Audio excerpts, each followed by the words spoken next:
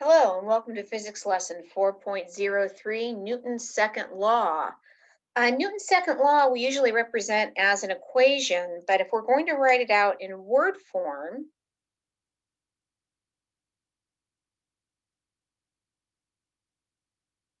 it is that acceleration is directly proportional to force,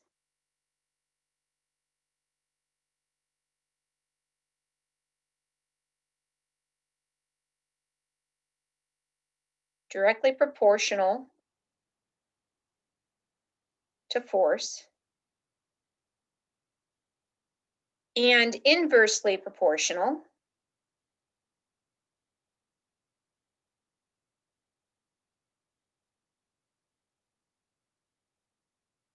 to mass. Or, in other words, the way we talk about this is F equals ma. This is where the unit for force comes from. So we know mass is kilograms and acceleration is meters per second squared. And so that's where the derived unit of kilograms, meters per second squared, in other word, and in other terms, we call that a Newton. So this is where really the unit for force comes from. So I go through the hassle of writing this out. On your math pretest, I asked you about relationships between variables in an equation.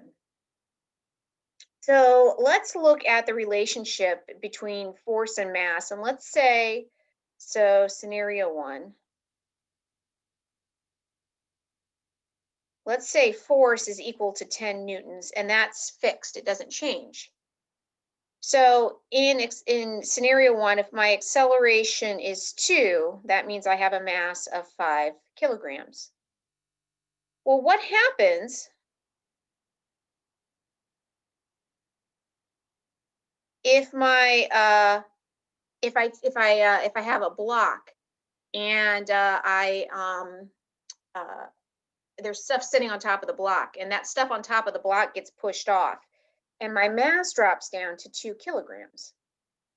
Well, if my force is still 10, the force hasn't changed, then my acceleration goes up to 5 meters per second squared. So if this is fixed, these two are inversely proportional. In fact, anytime something is on the same side of the equation, you need to know you've got an instant inversely proportion. Because they're going to ask you this question on the AP test with all kinds, they'll make up equations and they'll say, tell us about, or they'll use an equation you've never seen, and they'll ask you about relationships between properties. Would this be any different if I wrote F over A equals M? No, there's still, I'm sorry.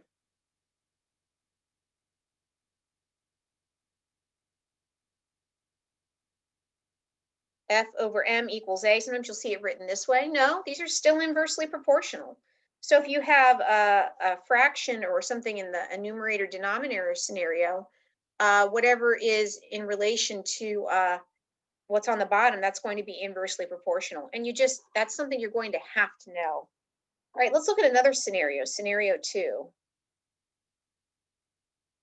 Let's say our mass is fixed at 5 kilograms.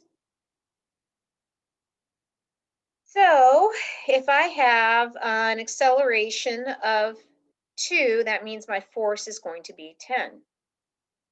Well, what happens if I keep my mass fixed? So for my mass, anytime we're talking about these relationships, you have to fix one of the variables. So if my mass stays at 5, but my acceleration drops to 1, what happens to my force? Well, that drops too. That drops down to 5. So as my acceleration goes down, so does my force. Over here, as my mass went down, so here I had mass going down, my acceleration went up or vice versa. Here I've got as my force goes down, my acceleration goes down. Here to here,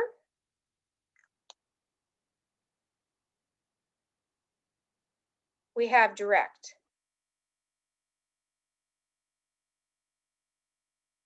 So if I'm on opposite sides of the equation, I have direct proportionality.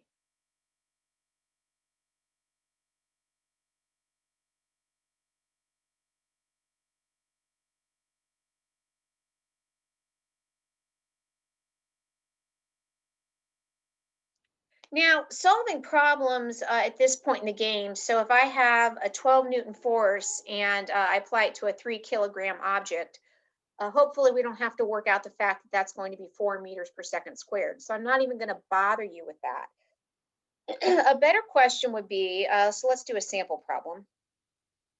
I'm going to switch to blue.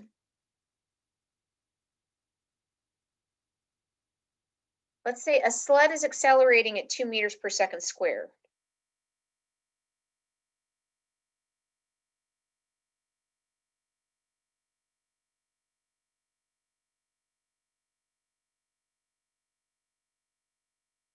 If the net force is tripled,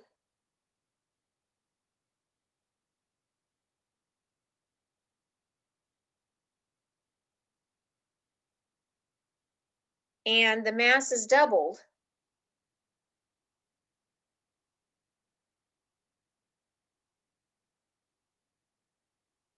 what is the new acceleration of the sled?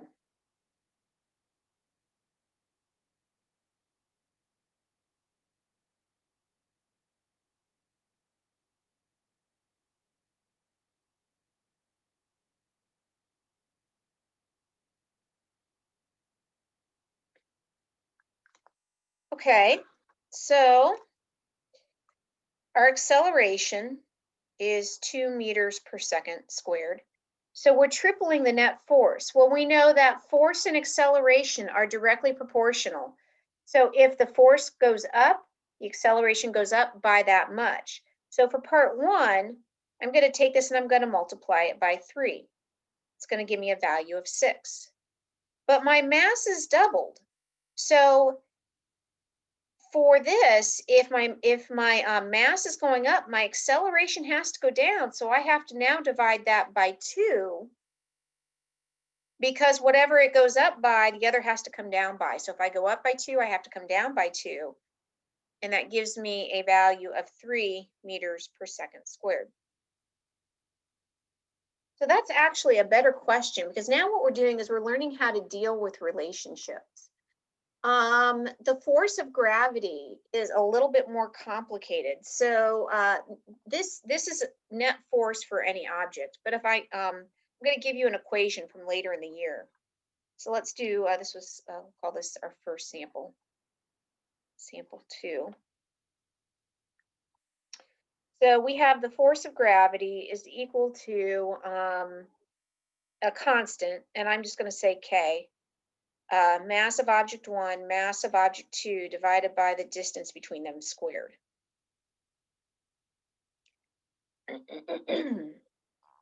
So if I increase the mass of object 2, what's going to happen to the force?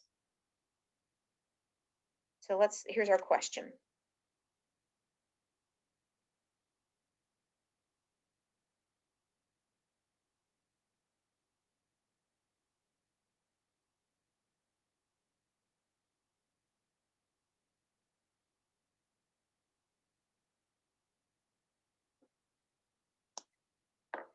If mass 2 increases, what happens to the force of gravity? Well, hopefully you said it's going to increase too. They're going to be directly proportional. All right, let's get a little fancier. Let's talk about the relationship between the force of gravity and the distance. So if my objects get closer,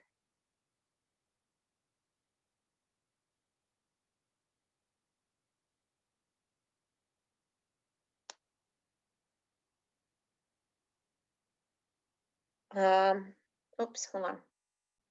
Okay, sorry, I wanted to be careful about my wording. So if my objects get closer, what happens to FG? Okay, let me let you either pause the video or take a second to think about it. You have to, the reason I paused there is I had to be careful with my choice of wording. So if my objects get closer together, what's D? What's D doing? D gets smaller. Because if I'm a mile apart and then I get closer together and I'm a meter apart, this actually gets smaller. So what I'm saying is, as this distance goes down, what happens to gravity? So if I put this into a single line, I would see FG D squared equals K M1 M2. And sometimes it's helpful to do this because I see it better when it's linear. I don't know why, but these are on the same side of the equation. So if this gets smaller, this goes down, that's got to get bigger. So, and it not just by a direct, but by square. So there's actually to the second power there relationship. So it turns out that distance actually has a bigger effect, can have a bigger effect than mass. All right, so that's a little bit, our takeaways here are, first of all, that the force, it's directly proportional. Force and acceleration are directly proportional, mass and acceleration are indirectly proportional, represented in this equation. But the bigger takeaway is that what happens in equations, and can we understand relationships in terms of direct and indirect based on where things are at in an equation. So you'll get a little bit of practice with that with Newton's second with the homework. All right, that's all we've got for this lesson. Thanks for watching and have a great day.